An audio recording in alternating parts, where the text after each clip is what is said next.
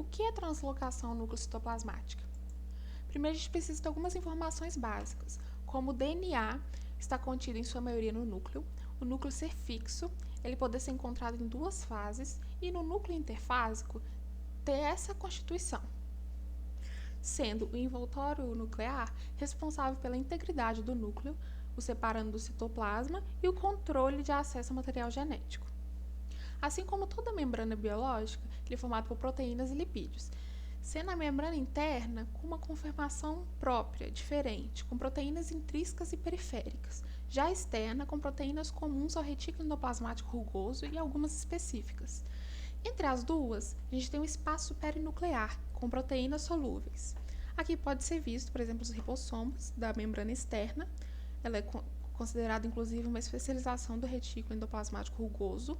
E aqui de amarelo, a gente tem um espaço perinuclear, de rosa a lâmina nuclear. Mas como a gente pode ver, ao contrário das outras membranas biológicas, o envoltório nuclear não é contínuo. Ele tem complexo de poro. E o que é o complexo de poro? Ele é a fusão da membrana externa com a interna, com agregados proteicos formando um canal, que são uniformemente espaçados, e o número é maior em células com alta atividade de síntese. Eles são formados por anéis proteicos, o anel citoplasmático em direção ao citoplasma, o anel nuclear em direção ao núcleo, filamentos nucleares, que são filamentos proteicos que se projetam dos anéis, formam como se fosse uma cesta de basquete. Ele está do lado do núcleo, essa cesta.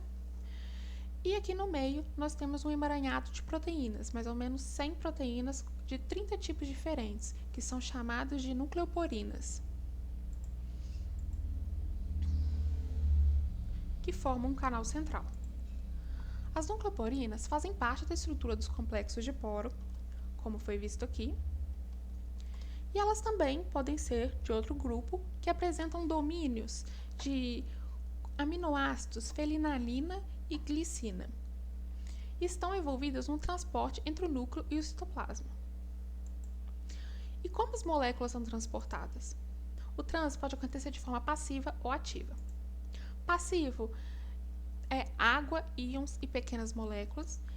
E já nas macromoléculas, o ativo tem gasto energético. Essa é a diferença, sem gasto energético com gasto. O transporte pode ocorrer nas duas direções. Quando é do citoplasma para o núcleo, é a importação, e os sinais de destinação nuclear são reconhecidos pelos receptores de importação, que são proteínas citoplasmáticas da família das importinas. E quando ocorre do núcleo em direção ao citoplasma, também tem receptores específicos, que são as esportinas. E como a direção do transporte é determinada? Pela molécula RAM. Ela é da família das enzimas que quebram a GTP ou a GTPase. E existem duas formas que elas podem ser encontradas. Estados conformacionais. A RAM GTP, temos aqui e aqui, ela sempre está no lado do núcleo. E a RAM GDP, que sempre está do lado do citoplasma. E aqui vai o porquê delas que são responsáveis pelo transporte, para o lado do transporte. A esportina, ela tem dois domínios.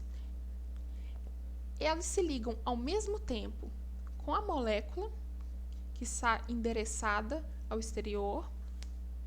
Esse endereçamento acontece por uma ou duas sequências curtas de aminoácidos. E elas se ligam ao mesmo tempo, a proteína, a esportina e a RAM. Nessa ligação com a RAM, ela libera energia.